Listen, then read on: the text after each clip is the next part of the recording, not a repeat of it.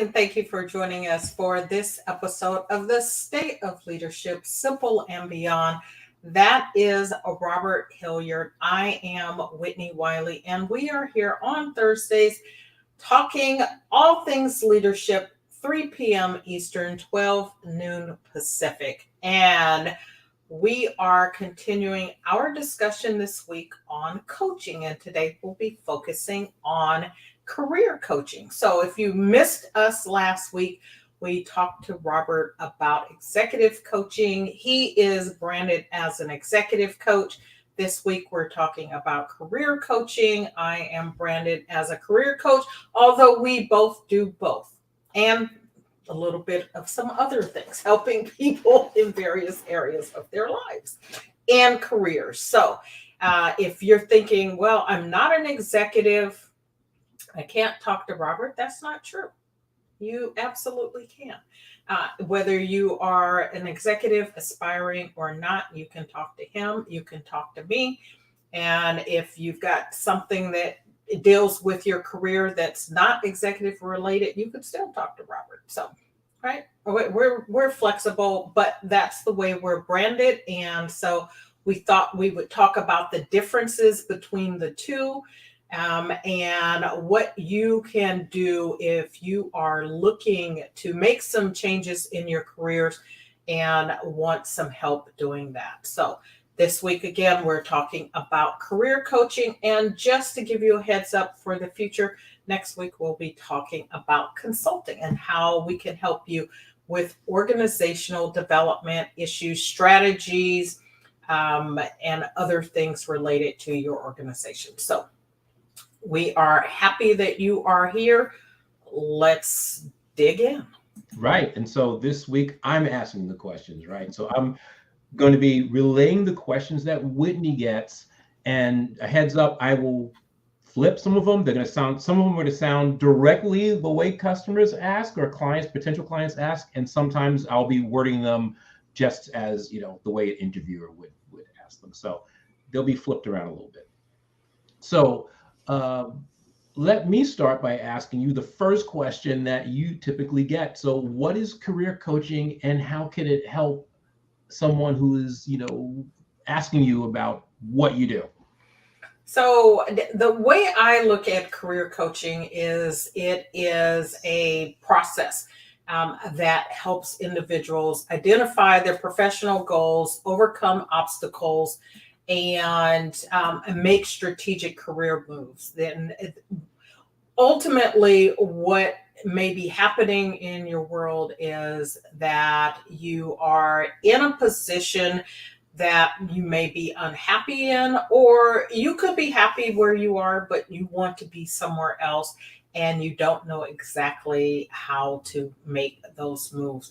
One of the things that I have found, and you may have found this to be true as well, Robert, is that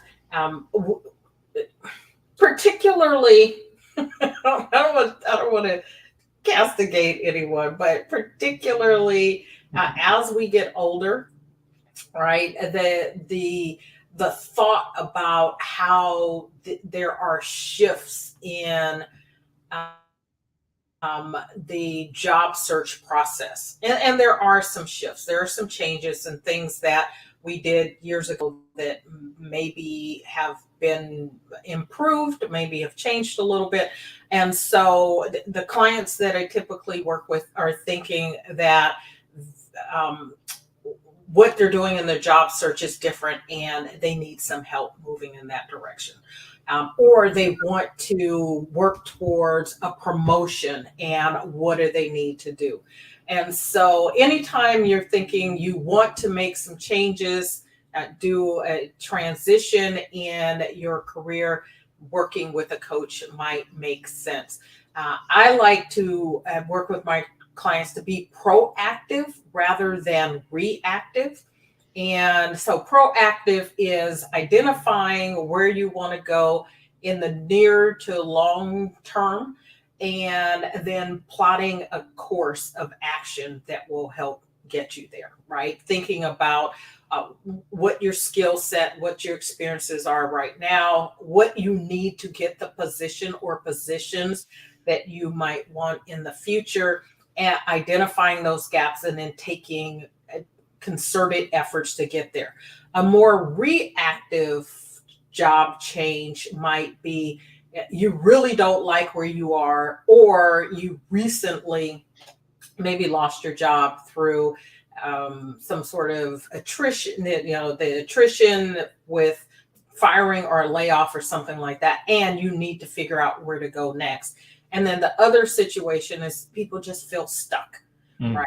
And so I'm in this position. It's not that it's bad, but I want something else. I don't know what that is, and I need some help figuring out what's next for me. And so those are sort of the situations that pop up. I feel like it is my job to help you gain clarity about the career path, about improving your job satisfaction, and navigating the transitions more effectively. And what a coach can do for you is to help you not only do it more effectively, but more expeditiously. Right. And so having someone who's tapped into how things are being done currently, particularly if you've been in a position for a long time, or in an industry in a long time, and you don't know what's going to translate to the next place or the next level. Makes a lot of sense. And you mentioned transition. It's funny because there are some coaches that focus, their niche is transitions, but there's an aspect of that in career coaching. I also deal with that with executives that may want to go to other organizations and things like that. So what's the difference between career coaching and counseling? So, counseling is focused more on career exploration and maybe some decision making. But in my coaching and my practice, in my business, I guess I should say, I do include some counseling as a part of that, in terms of helping you identify interest areas or skills and values, right? So for me, I don't make a real distinction between the two in that respect, because I think it's important that as you are exploring what to do next or how to go about doing the next thing, you need to be clear about what it is you want and what the values are that are needed for you to move where it is you want to go. And I like to think of it as it's not just about what you want to do, but who you need to be in order to do what you need to do. And so it takes some time and energy to explore those interests, the skills, the values, etc. And coaching, on the other hand, it as I explained earlier, is more action oriented, right? It's more, we're spending more time on the actual setting, identifying and setting those career goals. It could be about improving performance.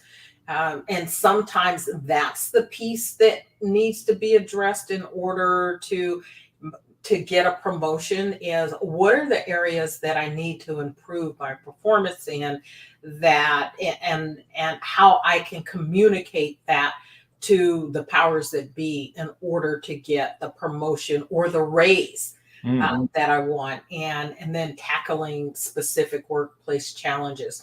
I work with a lot of women, and some of what goes into that is addressing a lot of mindset issues, the imposter syndrome, and areas around confidence, right? And so the coaching helps with that.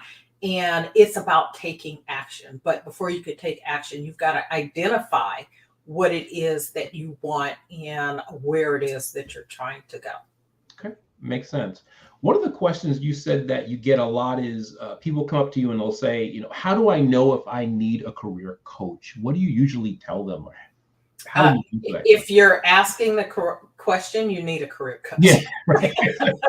Like, I found you.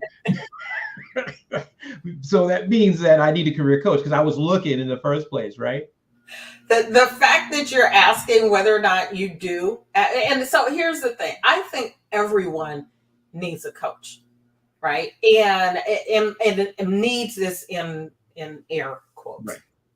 But we could all benefit from one. I guess I should put it that way. No one needs a coach, but I think we could all benefit from a coach. You think about the people who are the best in the world at what they do.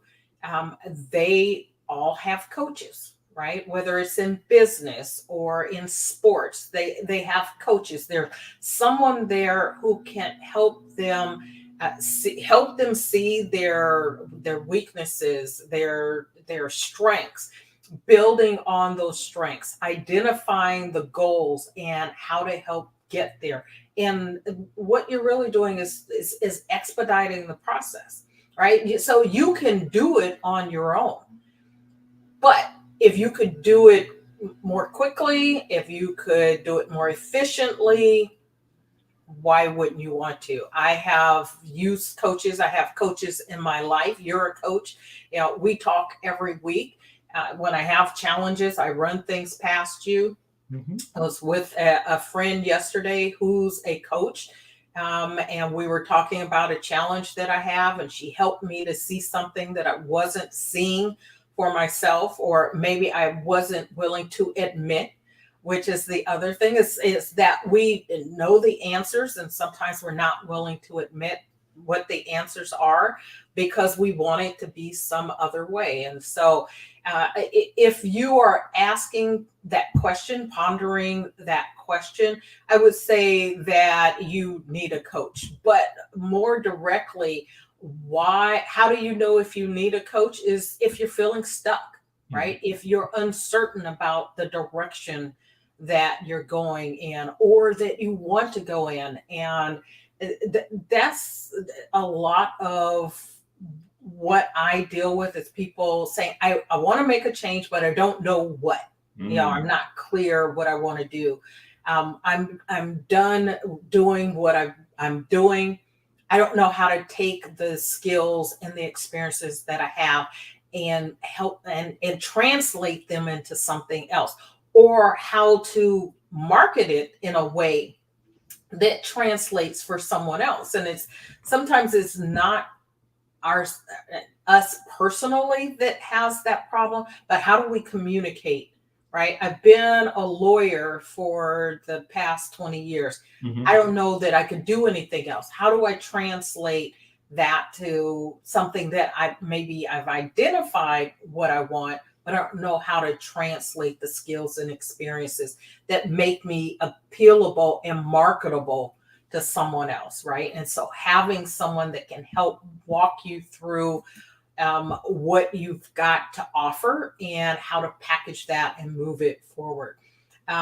You could use a career coach if you just need some guidance, whether it's short-term or long-term. Accountability is another area that I deal with a lot. People may know what they want to do, but they're not taking the action, right? And so having an action plan and then someone that will help you be accountable for taking the actual steps that you need to take to get where you want to go. It's really easy. I'm sure this is something that you may encounter with your clients as well, to be in your comfort zone, right? You want something different, but doing something else puts you out there. There's a risk to it, and maybe it's easier to stay where you are than to move where you want to go. And I'll share, in my story and sort of how I came to being a career coach in the first place was I spent quite a bit of time, right, wanting to do something else, wanting to take, find a job and do some other work. And there were periods of time when I was like really adamant that now's the time to make a change. I put those resumes out there, I'd get interviews, and then nothing would happen. And whatever sort of gave me that impetus that lit that fire under me to be proactive would sort of dissipate. And then I'd be like, oh, well, it's good where I am. There are things that are good here. And I had a meeting with a coach. I was in school at the time, and one of my professors was a coach, and we had a meeting, and I was telling her, how unhappy I was in my job. And but I had this but. It's like, but here are the things that I like about my job. What if I can't find this somewhere else? And I really had in my head, I'm not going to be able to get the kind of autonomy that I have. I'll have to start from scratch, and I'll have to show up every day and be there all day and not be. And one of the sort of perks that I had in that position was that I was able to go to my son's practices and his games, right? That I had that flexibility, and I was like, I'm not going to be able to get this somewhere else. And she's like, how do you know? Right. So some of the things that made my situation comfortable made it possible for those moments where there was a fire lit under me, right? For that fire to go out, because I started thinking about all the things that I would lose if I actually got another job. And so I was constantly, even though I wanted to leave, I was constantly in this sort of ebb and flow of wanting to leave. I'm okay where I am. I need to leave, but really you're good where you are. And it ended up with me being there much longer than I would have wanted. But I will say this, in the long run, and as I look back over time, it was time that I needed to be there to develop some insights, some mindset, some experience, et cetera, that are helping me to do what you and I are doing right now. So not just the coaching, but the organizational development aspects of the work that we're doing. And so I don't feel bad about staying, but I recognize that sometimes there's a give and take, there's an ebb and flow of how we feel. And so I think that allows me to work with my clients to help them understand that this is not going to be a linear process. It's going to have it's going to have its ups and downs, but the more we can get clear about what it is we want, then the more helpful it's going to be in the long run, towards moving towards what it is you really want, rather than sort of jumping out of the frying pan into the fire. Okay. All right. So you convinced me. What should I expect from a career coaching session? So I will say probably there's some generalities, in working with a coach in general, but I'll talk about working with me specifically. But in general, what you can expect is to have someone who is going to be a partner with you, right, in the process, and someone who's going to help you to see what may not be clear and obvious for you, and then someone who can help you define what your goals are and to create that plan, a strategic plan, and then work through the challenges. I think that's something that universal, at least amongst coaches that I have talked to who do similar work, and in my conversations and experiences with you, right? That's what we're there for. There will be obviously questions. I am one who is about asking questions. I do my best not to spend a lot of time giving advice unless it's asked for. Because I believe that my clients have the answers that they need. There's just something that's blocking maybe their ability to see that, right? And your coach is an objective partner, someone who is looking at your situation with fresh eyes, Mm. right? And not uh, uh, emotionally attached to what it is you're doing or how it is you're seeing things. And again, in my situation, I was emotionally attached to being able to do certain things, right? Which meant I wasn't quite ready to let go of the job that I had, because I have some fear that I wasn't going to have that somewhere else. And it kept me from really making the kinds of decisions and about the things that about what I was going to do next. And so I was looking for, oddly enough, to do the same thing I was doing that I wasn't happy doing, just sort of doing it somewhere else, rather than saying, what do I really want to do? And then making a plan of action that moved in that direction. So you should be able to expect in your working with the coach that in your sessions, you're going to have someone who's asking you questions that's going to help you get the clarity that you need, asking you questions that will help you develop the plan that you need to plan. I work with my clients generally on a weekly basis, which is, I think, a little different than what you described last week. Right. But generally, I work with my clients on a weekly basis. What I find that more regular sessions create tighter accountability and less opportunity for them to get off track.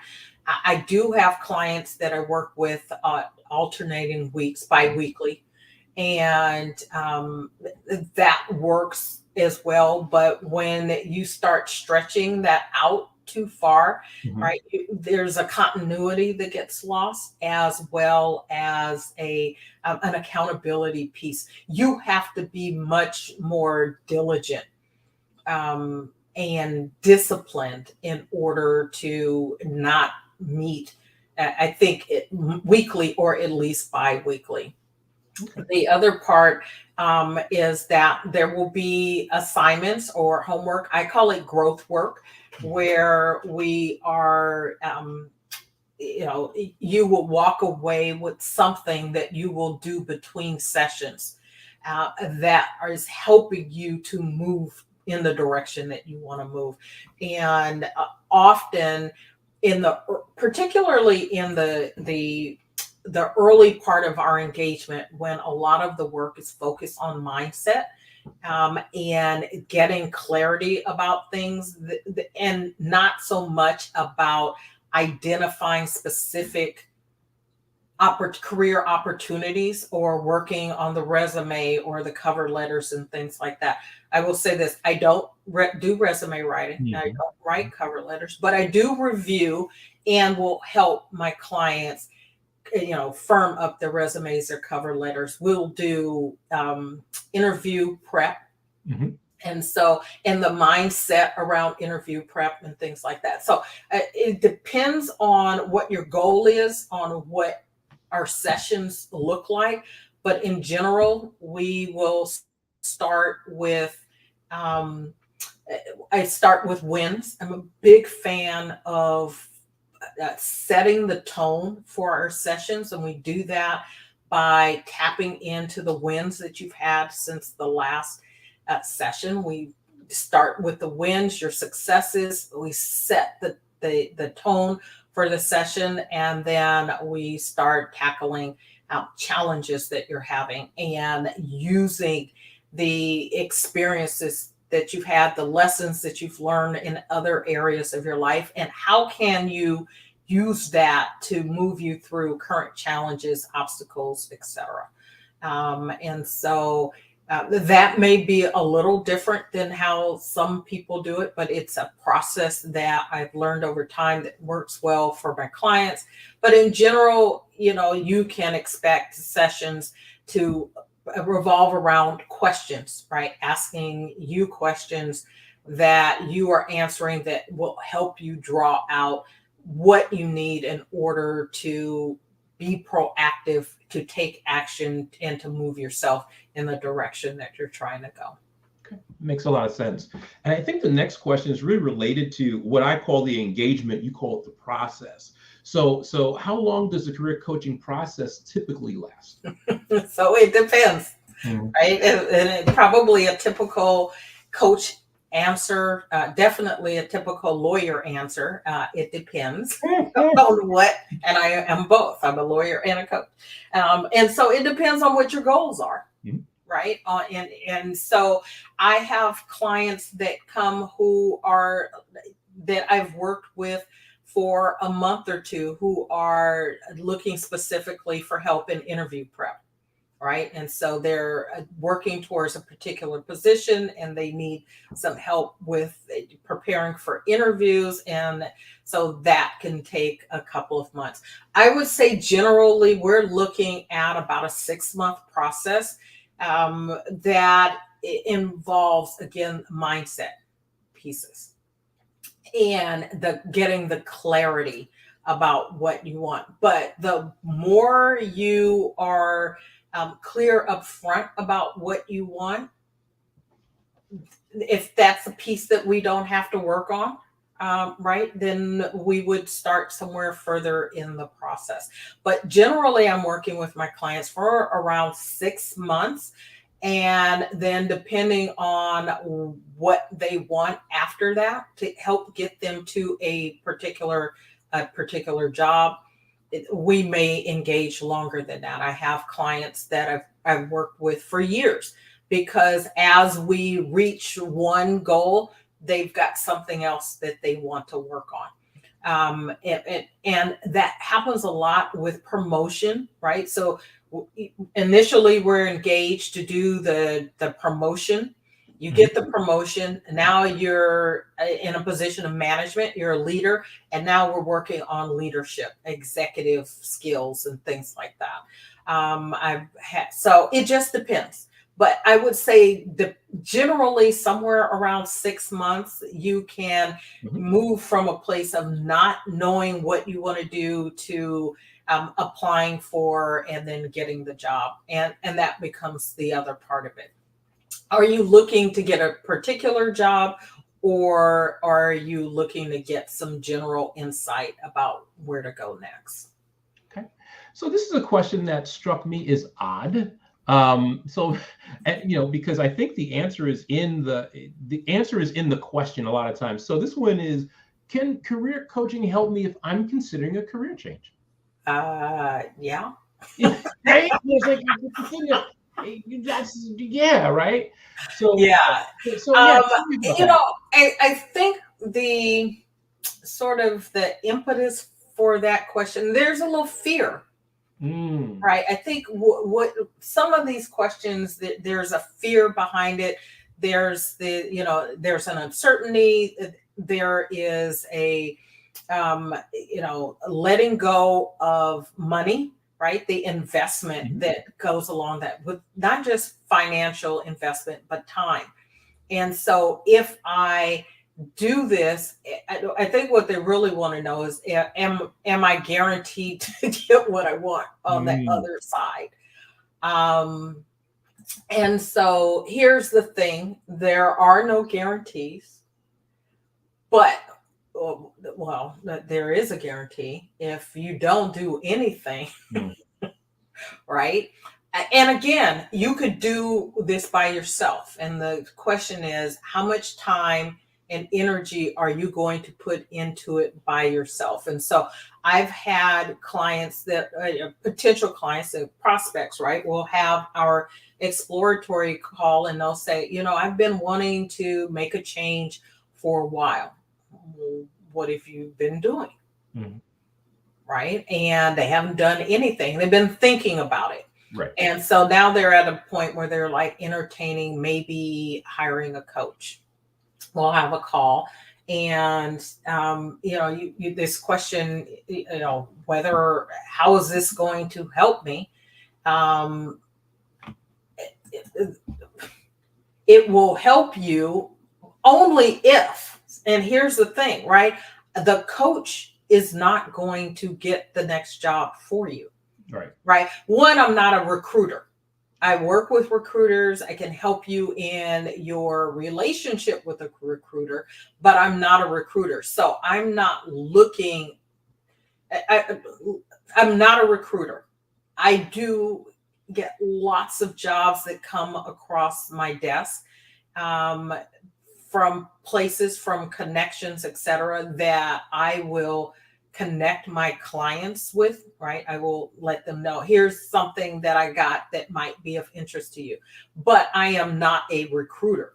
So I'm not guarantee, I can't guarantee that you're going to, the working with me is going to get you a job. All right, right? Or the job that I want. What I can do is a sort of promise, I guess, is that working with me and you doing the work will make it more likely that you will get the outcome that you desire than if you don't, right? Because if you don't do the work, You get it's not nothing. going to happen. Yeah, it reminds me of a question that a client asked me once. I'd given this client a 30-minute session, and it was one of those things where, they were paying, and it was like, well, if they liked, they would do another. And they asked me, well, I want to know if you want to coach me because this is really interesting, or because you're just going to get paid for it. And I said, both. It's like, I don't do this for free. I said, but this is a very interesting thing. It was like, the answer is in the question. I only like to coach people that I think, they have very interesting, complex issues that they need some help working out. So what about this question? I thought this one is also very interesting. I think this is going to really kind of tie everything up in a nice little bow. What are the typical outcomes of career coaching? So I think I've alluded to this earlier. I think some of the most important ones is getting clarity about your goals. And again, it is frequent that we know we want a change, but we don't exactly know what that change is. Or we think we want something and there is a conflict or a disconnect in our values or our priorities that is making that change difficult. And I shared my story. I'll share one of a client. A lot of my clients are female attorneys. They are in-house attorneys who are interested in promoting. A lot of them, their sort of ultimate goal is to become general counsel, right? Which is the highest level of attorney in a corporate setting, is the general counsel.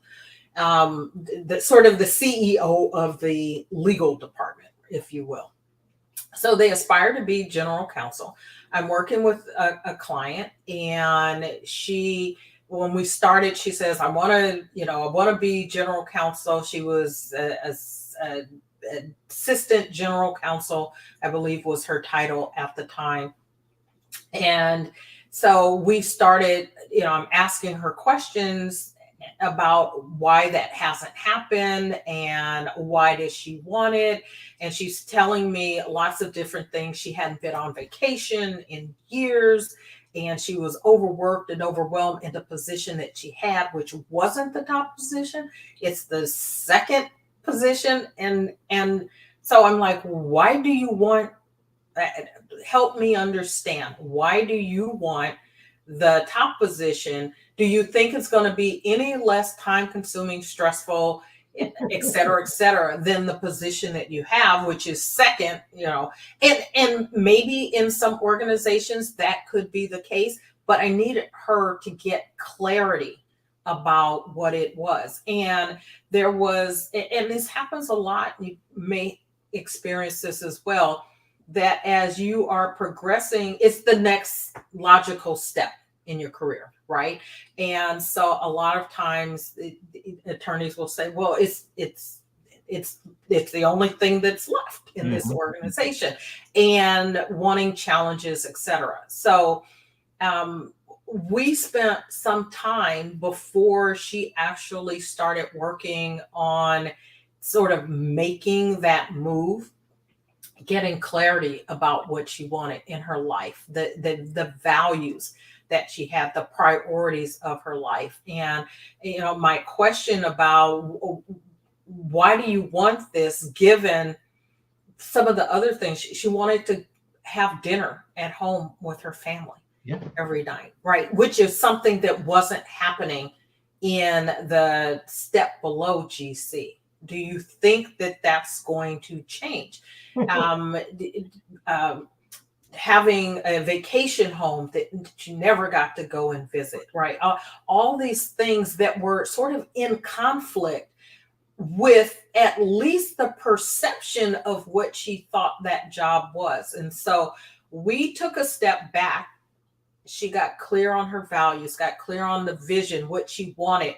We talked about what the ideal outcome would be, right? Not just a general counsel position, but a general counsel position that was a particular way that allowed her to go home every night and have dinner with her family. She didn't mind working, right, later in the evening after her kids were asleep and whatnot, but she wanted to be home for dinner. So what does this look like, this life that you want? So being home, being able to go on vacation, having time to work out every day. And so it was like, well, why don't you just do those things? Right. And there's often this fear, and I get this when I'm training as well, is that there's this fear that if I have boundaries, that somehow I'm going to lose out, or that I'm not serving the people that I work with. And I would challenge that to say that if you don't have boundaries, you're not showing up as the best version of yourself, and you're not serving them the way you think you are in the first place, right? So, that just sort of taking a step back and exploring those things. And so ultimately, she did get a general counsel's position, not where she was working. She left there and went somewhere else. And she was the first general counsel. They never had a general counsel before. So she got to create it the way that she wanted, right? And because she had vision and clarity about what she wanted and going home, etc., she was able to set those boundaries from the beginning, right? I'm going, if you need me, you can reach me at after 7:00 or whatever, right? But between this time and this time, unavailable, right? And so if you have the clarity of what you want, you can start to create, right, the position that you're moving into the way that you want it. And one of the things that is really important is setting those boundaries from the beginning. It's much easier to do it when you get started than to try to undo it, right? Because now people will say, oh, you've changed, something's different, you're not as available. Whereas if you do that from the beginning, then you lay out those expectations. Boundaries are so important. I think, and from where I sit, I think a lot of times people are afraid to put boundaries in place because there are some C-level people and some executives that they don't like to hear no. Yeah. Right. So when you tell them no, they punish you for telling them no, right? They'll say, oh, you don't have to do it. But then you find out you're not getting asked to do special projects so I totally get that. So we're getting close to the end, and you have a question here that I think is very interesting. So we've had this discussion. I'm playing the role of a potential client. We've had this discussion. You talk really good stuff here, and I'm really interested. So how do I choose the right career coach for me? So the same way, hopefully you choose any of the other people that are in your life that's for you, right? People that you want to have a coach that has a style that resonates with you, someone that you have a good rapport with. We talked about this last week with you, right? Someone who you have a good rapport and that you feel comfortable with, because this is a relationship that requires you to be open and honest. You need to be vulnerable, right? You need to be willing to talk about your fears, as it relates to your career, so that you can let go of some things. And if it's not someone that you feel comfortable with, have a rapport with, that you feel like you can trust, that's not that's not going to be the person for you, regardless of how renowned they may be, regardless of who recommended them to you, right? If you don't feel like you have that, then I would say that's not the right person for you. So does the coach need to have the same career path that you have? I don't think so, right? I think it is important to have someone who understands, um, in general, the experiences that you would go through, the roadblocks that you might encounter, but do they have to have done exactly the same thing as you? No. I am a lawyer. I work with lots of lawyers. I work with lawyers because I'm connected to some entities that provide a platform for me. And so that's through that platform, that's a lot of my clients come that way. But I work with people that aren't lawyers.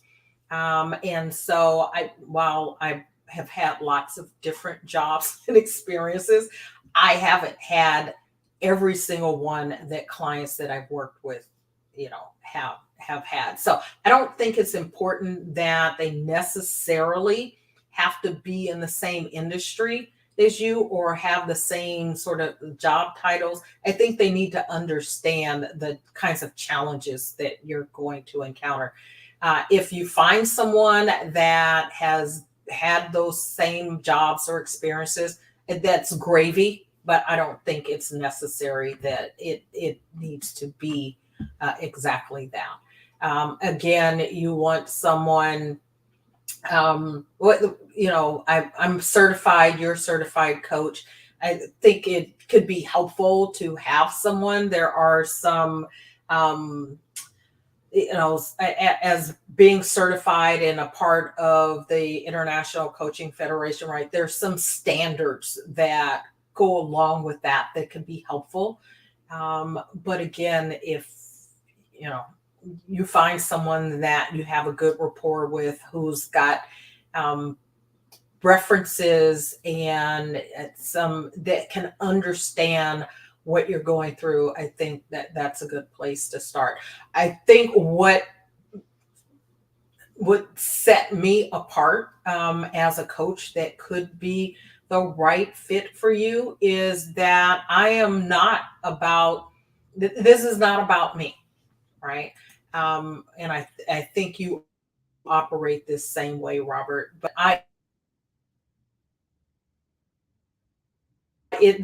our coaching relationship is not about me. My role as being a guide for you, helping you go where you want to go. So this is not an ego thing for me. And if you encounter someone where they're making the coaching about them, you might want to give that a second thought. Absolutely. All right. So, what is the cost of career coaching and is it worth the investment? I think I know the answer to the second part of that question. Don't know the answer to the first part of that question. So, the cost varies. It depends. Lawyer, coach, answer. It depends. The cost is going to vary based on who you're working with. Different coaches charge different amounts. Someone who's newer to coaching probably will charge you less than someone who's more experienced. Programs or packages will make some distinction in that, and whether or not you're getting one-on-one coaching or group coaching. Right. So, or a part of a mastermind group or something like that. I have all of those: one-on-one coaching, group coaching, masterminds. And so what I would say in working with me or any coach is not to let the investment be the deterrent. All right. You get into it, you get out of it what you put into it. That's financial, that's time, that's energy, right? And so yes, it will be worth the investment if you do the work, right? And so ultimately, the determination of whether or not it is worth it for you will be dependent on what your goals are and whether or not you get what you're looking for. And that should not be limited to just whether or not you get the job, right? Do you feel more confident in your abilities, or have you improved your performance? So there could be a lot of things that go into something, and what you state as your primary goal at the start may not ultimately be the real goal that you have, which is another thing to keep in mind. Right. Sometimes people think, well, I want another job. And it isn't so much that they want another job. They want something different in the work that they're doing, period. Right. And so understanding that, or they want to bring something different to the work that they're doing.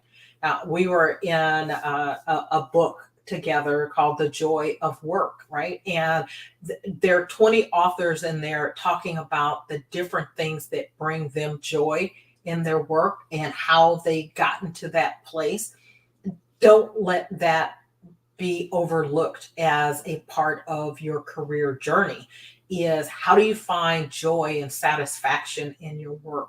And sometimes it's not about leaving where you are. It's about tapping into who you are, bringing that out that can make where you are more pleasurable, improves that experience, etc., which in turn may make it easier for you to get the job ultimately that you want, if there is something specific that you want to get. So the answer is it depends, and absolutely yes, it's worth the investment, but it's not just a financial investment, and you got to be clear that it's about doing the work, and that work is both takes time and it takes energy. And you've got to be in a place where you're ready to do that. And then, absolutely, it will get you there. And I will say this last thing about the financial investment, actually the time investment as well. Talk to your employer. Right? Talk to your employer about professional development and funds that are available for professional development. I have quite a few clients whose employers pay for their coaching, right? And so if you can get someone else to pay for your coaching or a portion of your coaching, right, then that can allow you to get what you need, and maybe go from where you are doing bi-weekly sessions to weekly sessions that could possibly bring down the amount of time it takes for you to reach your goal, because you are meeting more frequently, and instead of stretching out those aha moments and the exercises and the work that you're doing, you're condensing the time. And so don't overlook exploring having someone else invest in you as well. That's a great way to explain that to somebody. The last question is interesting, and I'm excited to hear your answer. So, can career coaching help me achieve work-life balance? So, coaching can help you achieve anything that you want. So, I'll start there. Okay. But yes, and so I talked a little bit about this, right? Boundaries. I see work life balance really as clarity of your life vision, clarity of your priorities, clarity of your values, right? Once you get clarity around those things, then boundaries, right? So, vision, values, priorities, boundaries. And when you set boundaries around those things that are most important to you, right, the work life balance starts to become a possibility for you. As long as you're not clear about what it is you want and why. Why is it important for you to have work life balance? Why is it important for you to have? Why is the vision that you have important to you? Right? Mhm. Why are the things that you prioritize, your family, your health? Why? Right? When you can get clarity around that, then it's easier to not just have the boundaries, but honor the boundaries. And until you honor your boundaries, no one else is going to honor your boundaries. People will push and push and push as long as you allow them to do that. So if you want work-life balance, you got to get clarity and you've got to set boundaries, and then you've got to honor those boundaries. And the more you can do that, I think the more satisfied you'll be with not just your life, but your work. And it will help you to continue to want to grow and take on increasing responsibilities, move for those promotions. A lot of time, the reason that people want promotions, money, ego, right? And in reality, moving into management and leadership really isn't about you. It's, we talk about that a lot here on the state of leadership. It's leadership is not about you, it's about other people. And so it's not going to be less um, time consuming, energy draining being in leadership than where you are now. So you've got to be clear at the outset why you're doing that so that you have the resources within you that you need in order to take on the additional challenge. You can have balance in that, but if you're not clear about what you're doing and why you're doing it, it's going to be difficult to not only have it but to sustain it long term. Yeah, I totally agree. I often get asked the same thing when people come in for executive or leadership coaching, and I say, "What do you want to focus on?" And they go, "I need to focus on work-life balance." Right? And so I'm like, okay. And we talk about those things, and my philosophy is a little different than yours, but I can see the commonality. I recently what I learned from David Peterson is like, you can't manage time because Right. outside of you can manage attention. It's like, what are you putting your attention to and why? If you can really get clarity, like you're saying, around that and manage your attention, Yeah. and a lot of times that does include put some boundaries around certain things so you can focus on your attention on things that you want to, then you can have work-life balance. So Yeah. not exactly the same, but very similar. Very I similar. would say, yes, you're saying not exactly the same, similar. I think it's Very exactly the close. same, Yeah. just different words, Yeah. right? Yeah. But I Absolutely. think absolutely the concept is the same until you know what it is you want and then focus on all the stuff is going to keep, and you're going to constantly be trying to address all the stuff rather than saying, right, not my monkey, not my circus, and sending it where it needs to go, right? Which is one of those things that boundaries does for you, is it allows you to focus on what's most important. And I think we've talked about this, right? The 4 Ds of productivity. Yeah. And then you can use those 4 Ds, do it, delegate it, delay it, or dump it. You can use those for those things that are not that core, those priorities, and either get rid of it or send it somewhere else for someone else to take care of. So Whitney, what final words that you have for the audience before we wrap things up? So my final words are hire a coach. Hire a coach, whether it's Robert or Whitney or someone else. If you want to make some changes in your career, in your life, and they are not separate, right? They interact, they intersect, are interdependent. I hire a coach. You know, the worst that can happen is that you'll gain some insight. And if you then want to discontinue your engagement, stop.